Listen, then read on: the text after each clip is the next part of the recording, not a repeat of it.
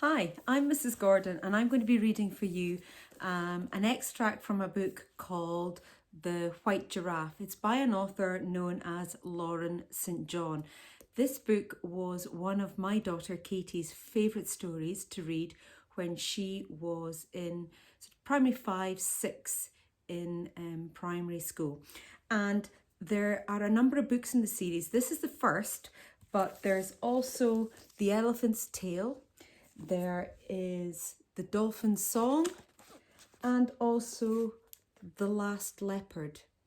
And the series is based on a character called Martine. Now, Martine has been orphaned and she was sent to Africa to live with her grandmother.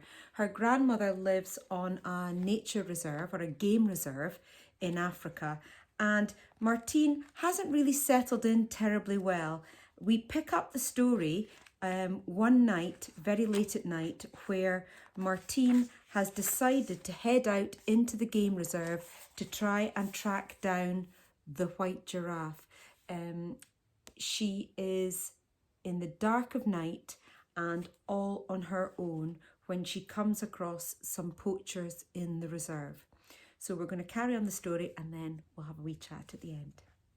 It was 1 a.m. when Martine entered the game reserve, nerves tingling, and she knew within seconds that there was going to be trouble. She crouched down in the thick grass and scanned the bush carefully. Lights were flickering in the trees. At this hour, that meant one of two things. At best, it was Tendai or Alex patrolling the reserve, in which case, if she was discovered and her grandmother got to hear about her escapade, her life would no longer be worth living. At worst, if it was a gang of poachers, possibly even her grandfather's killers, either way it was a monumental disaster for Martine. Unable to get back without being seen, she used the grass as cover to make it as far as the trees and then flung herself under a clump of bushes. Presently she heard voices. The men were speaking softly, but it was a fine night and the sound travelled clearly over the water. "I'm telling you, man, this better not be another one of your wild goose chases," said one. "If we don't deliver this thing very soon, it's going to get ugly. He's not used to being kept waiting, is he?" "When have I ever let you down?" a second voice demanded. "I'll find that animal if it's the last thing that I do."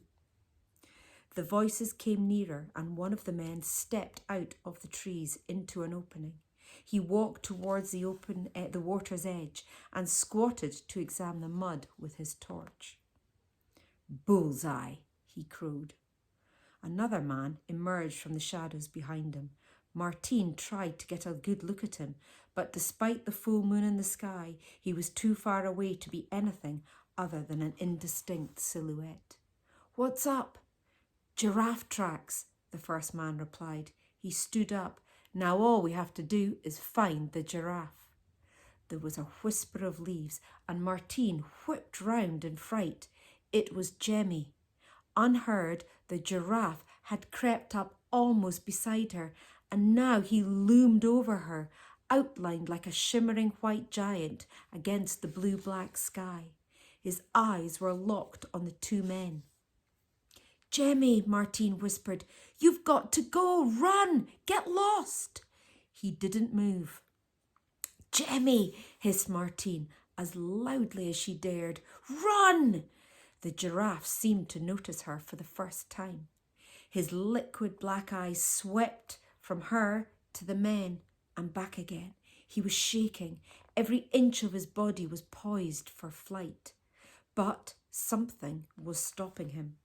Abandoning all thought for her own safety, Martine jumped from her hiding place. "Go, Jemmy, please go," she pleaded, drumming her fists on the back of his leg. "You've got to go." The white giraffe shoved her purposefully with his nose. That's when it hit Martine. He wanted her to come with him. "There it is," cried one of the men, and Martine went cold with terror. Behind her she could hear shouts and high-pitched whine of an engine firing into life. There was no escape. In a matter of minutes, she and Jemmy would be caught. Unless... Jemmy! Yelled Martine as she ran to the nearest climbable tree. For several petrifying moments it seemed as if Jemmy was not going to follow her, but all of a sudden he did. Martine pulled herself up onto the highest branch she could reach. There was no time to think. In particular, there was no time to think about how she'd never ridden any animal, not even a Shetland pony, and that she wasn't at all good at riding a bicycle.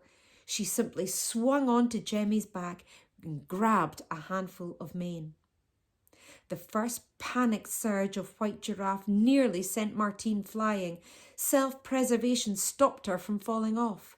Before she could adjust to the fact that she was 10 feet off the ground and on the same level as a startled owl, they were bolting into the night. Martine leaned forward the way that she'd seen horse riders do in England, gripped with her legs and tried to avoid to look down. They swept through the dark trees at an incredible speed, the giraffe galloping with a rhythmic rocking horse stride. How he avoided colliding with the overhead branches or getting a hoof caught in a root was a mystery to Martine. Nevertheless, once she got used to his sloping back, she found it surprisingly easy to ride him. He was broad and comfortable, and his fur was like satin. Soon it seemed like the most natural thing in the world to be racing through the moonlight on the back of a young giraffe. The sound of the men died behind them. After a while, Martine could hear nothing but the wind in her ears and the sharp cry of the night birds as they flashed by. Gradually, the trees gave way to open grassland, and she could make out the shadows of the game reserve animals and smell the sweet smell of the bush at night. Zebras looked up, blinking as they passed. A bush baby swung torch-like eyes on them, and a couple of lionesses bounded after them hungrily before stopping to lie in wait for their easier prey. After about a quarter of an hour had passed, they reached the lower slopes of the mountain that marked the northern boundary, and Jemmy slowed to a walk. His neck was wet with sweat and he was breathing hard, like a racehorse on the gallops.